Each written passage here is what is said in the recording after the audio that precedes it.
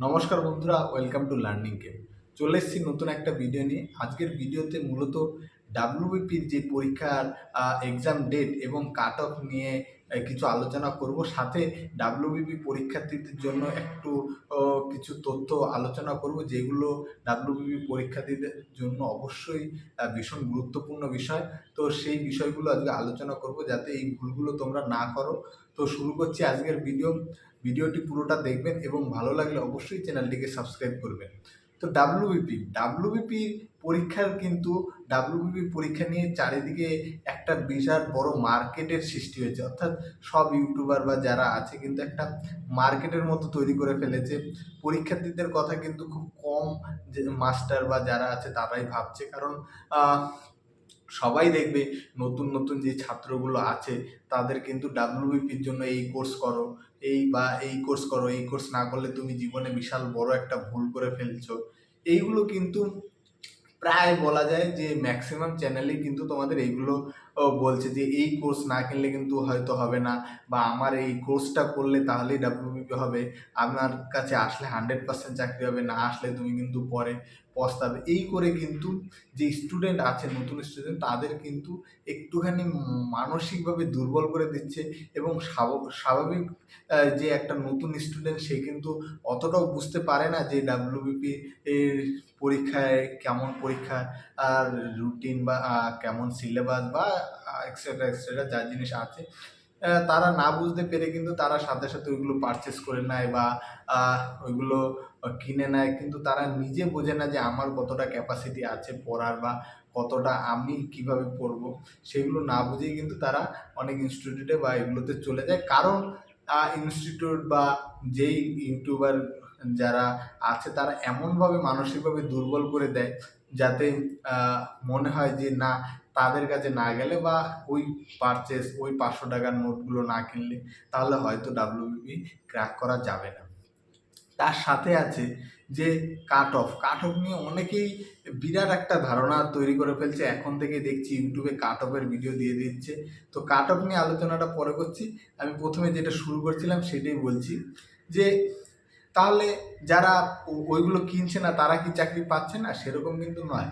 চাকরি কিন্তু তোমার বাড়িতে, আমি এইটুকু বলে দিতে পারি, কোনো বই, যেই বইগুলো আছে মানে মাধ্যমিক পর্যন্ত তো অন্তত পড়াশোনা করেছো, সেই বইগুলোও যদি ঠিকঠাক পড়ো তাহলে কিন্তু ডাব্লিউবিপিতে তোমরা চাকরি পেয়ে যাবে।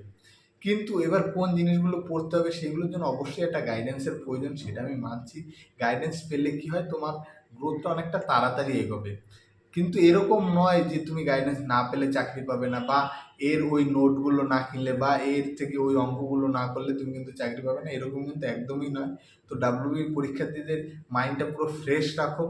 আর আমার যদি পার্সোনাল সলিউশন নিতে চাও তাহলে আমি প্রথমেই বলবো, ভাই, যখন তুমি চাকরি পাচ্ছ না তখন কিন্তু মাথায় অনেক রকম জিনিস ঘুরবে যে আমার একটা চাকরি পেলেই হবে। যেহেতু আমি ধরে নিচ্ছি ডাব্লিউবিতে যারা আসছে ফ্রেশ ক্যান্ডিডেট, যারা ভালো মাঠেও ভালো বা একদম নতুন ক্যান্ডিডেটই ম্যাক্সিমাম কিন্তু ডাব্লিউবির দিকে বেশি ঝোঁক দেয়। তো নতুন ক্যান্ডিডেটদের উদ্দেশ্য বলবো, তোমরা কিন্তু তোমাদের, আমি জানি অনেকেরই আছে যে আমার চয়েস হচ্ছে ডিফেন্সের লাইনে যাওয়া বা পুলিশ হওয়ার। আমি মানছি, কিন্তু পুলিশ মানে কিন্তু শুধু ডাব্লিউবি কনস্টেবলই নয়। আমি যদি পুলিশই হতে চাই তাহলে কেন আমি এসআই হব না? তো আমি এসআইয়ের জন্য পড়াশোনা করব, আমি কেন ডাব্লিউবিপির জন্য আলাদাভাবে প্রিপারেশন নেব? আমার একদম মানে সাফ কথা হচ্ছে, ডাব্লিউবিপির জন্য ভাই কেউ আলাদাভাবে প্রিপারেশন নিও না।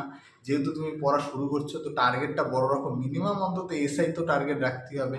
এসআই টার্গেট রাখলে কিন্তু অটোমেটিকই কিন্তু তুমি ডাব্লিউবি কনস্টেবল কিন্তু পেয়ে যাবে। তো তোমার আলাদাভাবে ডাব্লিউবিপির জন্য পড়াশোনার কোনো প্রিপারেশন নেওয়ার প্রয়োজন নেই। হ্যাঁ, তুমি মাঠের জন্য আলাদাভাবে ডাব্লিউবিপির জন্য প্রিপারেশন নিতে পারো, কারণ মাঠের কিন্তু এক একটা পরীক্ষার এক এক রকম দৌড় বা ফিজিক্যাল এফিসিয়েন্সিগুলো এক এক রকমভাবে ওরা টেস্ট করে। তো সেটা হতে পারে, কিন্তু ডাব্লিউবিপির জন্য কোনো রকম কোনো প্রিপারেশান নিও না। আমি কিন্তু এটা বলতে চাইছি যে তোমার যদি লক্ষ্য থাকে ডাব্লিউবিপি হবো, তাহলে আমি ডাব্লিউবি এসআই হব। বা আমি যেটা আমার কাছে যদি সলিউশন চাও তাহলে তো আমি তো বলবো যে তোমরা ভাই সিজিএল এর নিয়ে পড়াশোনা করো, কারণ সিজিএল এর যদি পড়াশোনা করো তাহলে তোমার ইনকাম ট্যাক্স অফিসার, আরও অনেক ভালো ভালো পোস্ট আছে ওইখানে, যে ওইখানে এক্সাইজের যে অফিসার আছে সেগুলো হওয়া যায়। তো ওইখান থেকে কিন্তু তুমি ডিফেন্সের লাইনে যেতে পারছো। এছাড়া অনেক হাই লেভেলের ডিফেন্সের পরীক্ষা, দিল্লি পুলিশের এসআই যেগুলো আছে সেগুলো হতে পারে। তো কিন্তু তোমার মিনিমাম বেস যদি তুমি মানে ওয়েস্ট বেঙ্গল পুলিশ হতে চাও, তাহলে আমি এসআই হব, কেপি এসআই হবো। তো কেপির জন্য প্রিপারেশন নেব। আর এমন নয় যে কেপির জন্য যেই ছেলেটা প্রিপারেশন নেবে সেই কিন্তু ডাব্লিউবিপি পাস করবে না, সেটা কিন্তু নয়। কেপি প্রিপারেশন নিলে ডাব্লিউবিপি প্রিপারেশন অটোমেটিক হয়ে যাবে। তো যারা এখন থেকে শুরু করছো তাদের কথা বলবো, কোনো ইউটিউবার বা এইগুলোর কথায় কোনো ইউটিউবার বা তাদের কথায় তুমি ডিমোটিভেট হয়েও না যে ডাব্লিউবিপির জন্য আলাদা প্রিপারেশন নিতে হবে, আলাদাভাবে পড়তে যেতে হবে, সেরকম নয়। তুমি যদি পড়তেই যেতে হয় তাহলে তুমি এসআই এর জন্য আলাদাভাবে পড়তে যাও, এসআই এর প্রিপারেশন নাও, দেখবে ডাব্লিউবিপির প্রিপারেশন ওর মধ্যেই হয়ে যাচ্ছে। সাপোজ আমি যদি একটা চ্যাপ্টারে যদি আমি বলে নিই, যেমন ধরে নাও 10 সংক্রান্ত যে অঙ্কগুলো আছে সেগুলোর আমি খুব কঠিন অঙ্কগুলো পারি, তাহলে তো সহজ অঙ্কগুলো পারবোই আমি, তাই না? এরকমই বেশ, আমি যদি উপরের যে এসআই এর পরীক্ষার জন্য যদি আমি ঠিক মানে যদি এলিজেবল হয়ে থাকি, তাহলে আমি ডাব্লিউবি পরীক্ষার জন্য এলিজেবল। তো এইটাই কিন্তু ডাব্লিউবিপির জন্য তুমি যদি এলিজেবল হয়ে যাও, মানে ডাব্লিউবি পাস করার মোটামুটি হয়ে যাও, এসআই পাস করবে সেটা কিন্তু নয়। তার জন্যই আমি বলছি যাদের লক্ষ্য ফোর্সে যাওয়ার, সেটা ভীষণ অ্যাপ্রিসিয়েট। ফোর্সে যেতেই হবে, কারণ ফোর্স আমাদের দেশকে চালাই তারা। তো ফোর্সে যেতে গেলে এমন লক্ষ্য নয় যে তাদের সবচেয়ে উপরের পোস্টটায় কিন্তু যাওয়ার চেষ্টা করো। তাতে তোমার দুটো দিকে সুবিধা হবে, এক ফাইন্যান্সিয়ালি সুবিধা হবে, আর হচ্ছে তোমার তোমার নিজের আর একটু ভালো পোস্টে চাকরি করলে অবশ্যই সেই জায়গা থেকে প্রমোশনের অনেক ব্যাপার আছে। সেটা তোমরা এখন বুঝবে না। অনেকেই মনে করো না একটা চাকরি পেলেই হয়ে গেল, কিন্তু চাকরি পাওয়ার পরে কিন্তু মেন প্রবলেম তোমাদের ফেস করতে হবে। কারণ তুমি আজকে পড়াশোনা করছো, চাকরি পাচ্ছ না, 2 বছর 3 বছর বা 4 বছর পরে কিন্তু একটা চাকরি পেয়েই যাবে। কিন্তু চাকরি যখন পেয়ে যাবে তারপরে কিন্তু 25 থেকে 30 বছর তোমার ওই চাকরিটাই করতে হবে। তাহলে 25 থেকে 30 বছর তোমার যদি ভালো না লাগে সেই চাকরির ফিল্ডে, সেই চাকরিটা করতে কিন্তু তোমার ভীষণই দম আটকানোর মতো একটা ব্যবস্থা, মানে পরিস্থিতি তৈরি হয়ে যাবে। তো তার জন্যই বলছি, যদি প্রিপারেশন আমাদের নিতে হয় তাহলে একটু উপরের লেভেলের প্রিপারেশন নেবো, যাতে নিচের পরীক্ষাগুলো অটোমেটিক হয়ে যায়। তো যারা শুধুমাত্র পুলিশের জন্য ফোকাস করছো, তারা পড়াশোনার ব্যাপারটা এসআই এর জন্য পড়াশোনা করো, তাহলে তোমাদের দেখবেন নিচের পড়া কিন্তু অটোমেটিকই হয়ে যাবে। এইটাই আমার বলার ছিল। এর সাথে চলে আসি এবার কাট অফ। কাট অফ নিয়ে পরীক্ষা হয়নি, পরীক্ষার কাট অফ নিলে অনেক বলতেও হাসি পায় যে ভিউ আসার জন্য লোক কাট অফের ভিডিও দিয়ে দিচ্ছে, এখনো পরীক্ষার ডেট আসেনি, পরীক্ষা হয়নি, পরীক্ষার কোশ্চেন প্যাটার্ন দেখা হয়নি, কিন্তু লোক আগের বারে কাট অফের বেসিসে কাট অফ করে দিচ্ছে। এবার আমি একটা ছোট্ট এক্সাম্পল দিই। যদি ফুড এসআইতে যেরকম কোশ্চেন এসেছিল সেরকম কোশ্চেন যদি আসে, ফুড এসআইতে যদি ডুপ্লিসিটিও না হতো তবুও কাট অফ কিন্তু 90-এর উপরেই যেত। তো ফুড এসআইতে যদি ওরকম কোশ্চেন আসে তাহলে কিন্তু কারোর কাট অফ মিলবে? বা ধরো এরকম যদি কোনো এজেন্সির হাতে যদি ডাব্লিউবি পরীক্ষার যে পরীক্ষা দিয়ে দেয়, যে এজেন্সিটা পরীক্ষা নেবে, যেমন রেলওয়ের পরীক্ষা হয়, টিসিএস পরীক্ষা নেয়, সেরকম যদি দিয়ে দেয়, তাহলে কোশ্চেন সেট একদম তুমি ধরেই নিতে পারো যে কঠিন হবে। তখন কিন্তু 40 তুলতে গেলে তোমার কিন্তু অনেকটা কষ্ট হয়ে যায়। তখন 40 আর এমনি নর্মাল সময়ে যেমন ফুড এসআইতে পরীক্ষা আছে তার হয়তো 70-এর মোটামুটি একই ভ্যালু হয়ে যাবে। তো পরীক্ষা হয়নি, পরীক্ষার ডেট দেয়নি, তুমি পরীক্ষার কোশ্চেন কেমন এসছে জানো না, কিন্তু তুমি কাট অফ জানিয়ে দিচ্ছ, মানে কত বড় বড় একজন, মানে কি বলবো, প্রতিভাশালী ব্যক্তি। আমি সেটাই বুঝতে পারি না। এই জিনিস থেকে, এই কাট অফের জিনিস থেকে কিন্তু প্রথমেই দূরে থাকতে হবে। যারা ম্যাচিওর পরীক্ষার্থী তারা কিন্তু এই কাট অফের পেছনে ছোটে না, তারা দিন রাত কিন্তু পড়াশোনাটা তাদের কন্টিনিউ করে যায়। কারণ তারা জানে যে কাট অফ কী হবে সেটা সম্পূর্ণ বেস করে কোশ্চেন প্যাটার্ন কীরকম আসছে, কোশ্চেনের উপর ডিপেন্ড করে কাট অফ। যদি কোনো পরীক্ষায় খুব, ওরা যদি চায় যে কোনো পরীক্ষায় খুব কঠিন কোশ্চেন করবে, যে ম্যাক্সিমাম অ্যাভারেজ স্কোর 40 রাখতে পারবে, ওরা চাইলে সেরকম করতে পারবে। তুমি যতই পড়ে নাও কিন্তু তুমি 40-এর অ্যাভারেজ, মানে সবার যদি অ্যাভারেজ গড় কিন্তু 40-ই থাকবে। তো এইটা সম্পূর্ণ ডিপেন্ড করে ওই তোমার হচ্ছে কোশ্চেন প্যাটার্নের উপর। কারণ বলছি, আমি কেন বলছি কাট অফের পেছনে না ছুটতে, তোমার যদি ধরো এই জায়গায় কাট অফ কোনো একটা ম্যাক্সিমাম ইউটিউব চ্যানেলে কাট অফ দেখিয়ে দিল যে রিটেনে তুমি 55 পেলে সাপোজ পাস, সাপোজ দেখিয়ে দিল রিটেনে 55 পেলে পাস। এবার তোমার মাথায় কি 55 ওই জিনিসটাই বারবার ঘুরবে। তাহলে মাথায় যদি 55 ঘুরে, এইবার তুমি পরীক্ষার হলে গেলে, তুমি কিন্তু পরীক্ষার হলে নতুন পরীক্ষার্থী হয়তো বুঝতে পারছো না, কিন্তু পরীক্ষার কিন্তু কোশ্চেনটা যারা পুরনো আছে, যারা মানে অভিজ্ঞ, তারা কিন্তু বুঝে যাবে এইবার কোশ্চেনটা একটু সোজা এসছে, অর্থাৎ 55 কাট অফে এবার হয়তো 70 কাট অফ যাবে সাপোজ।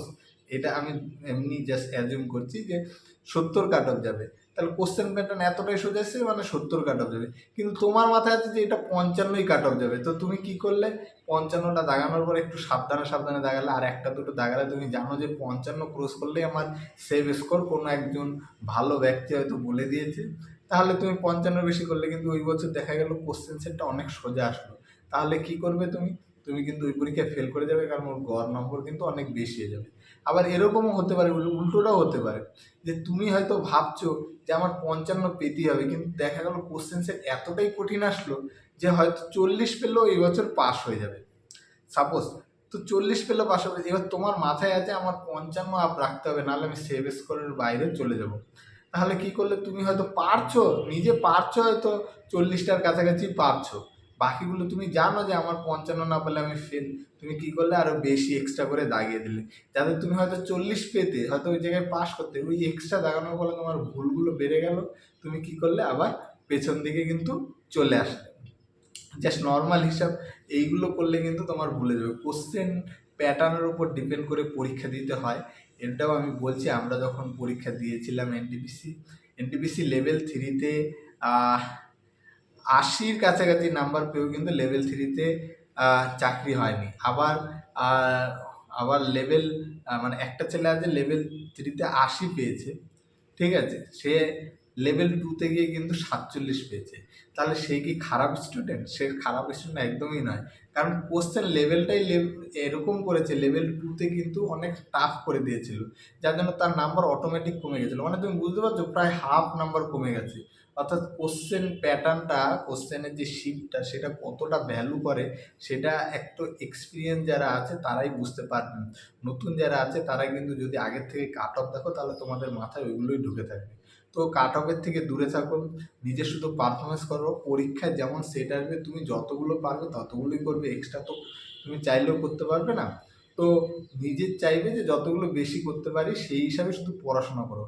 আর আহ, ওই কাট অফ দেখে বা এগুলো দেখে তোমার তো নাম্বার বাড়বে না, যেগুলো দেখলে তোমার নাম্বার বাড়বে, যেগুলো করলে তোমার নাম্বার বাড়বে পরীক্ষা হলে, সেইগুলো করো, শুধু শুধু সময় নষ্ট করো না। তারপর বলি পরীক্ষার ডেট, সবার লাস্ট পরীক্ষার ডেট, সবাই বলছে পরীক্ষার ডেট পরীক্ষার ডেট, এমনকি একটা সাধারণ মানুষও জানে যে ভোট যেহেতু জুন মাসে হচ্ছে, তো জুন মাসে পরীক্ষা হচ্ছে না, জুলাইয়ের লাস্টের দিকে বা আগস্টের দিকে, যেটা পেপারে কিছু হয়তো বেরিয়েছিল বা সবাই অ্যাজুম করছে। তো সেই হিসাবে সবাই জানো যে আহ, অক্টোবর, আহ, আ- আগস্ট অক্টোবরের দিকে দৌড় টোড় হয়, এমনিতেও নর্মালি দৌড় টোড় হয় পুলিশের পরীক্ষা। তো পরীক্ষা কিন্তু ওই ধরো জুলাই আগস্টের দিকেই হচ্ছে। তো এটা তো তুমি ধরে নাও তোমার হাতে এখনো প্রায় 2 থেকে আড়াই 3 মাসের মতো তোমার সময় আছে। তো সেই হিসাবে তোমরা প্রিপারেশন নাও। আবারও বলছি, কাট অফ বা এইগুলোর এই ভাওতা জিনিসের পেছনে ছুটো না। আর যারা নতুন পড়াশোনা শুরু করছো তারা অবশ্যই কিন্তু শুধুমাত্র ডাব্লিউবিপি পাবো সেই হিসাবে পড়াশোনা করো না। কারণ তোমাদের বয়স হয়তো এক একজনের 20, 22 বা 25, ম্যাক্সিমাম হলে 25 বছর। তুমিও জানো না যে তুমি ঠিকঠাক পড়াশোনা করলে কোথায় পৌঁছাবে।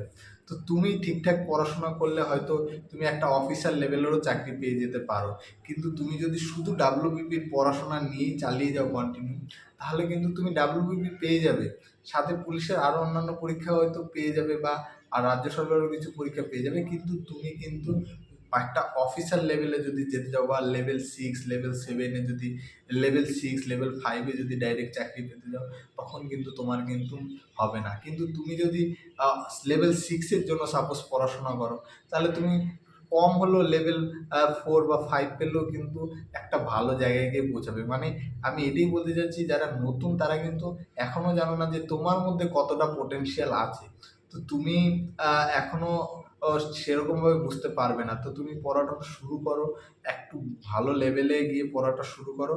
তাহলে কিন্তু তুমি নিচের সব পরীক্ষার প্রিপারেশন কিন্তু একবারে হয়ে যাবে। কারণ আমরা সবাই বেকার। আমাদের কিন্তু এরকম ভাবলে হবে না যে এই পরীক্ষা দেব না বা ওই পরীক্ষা দেব না।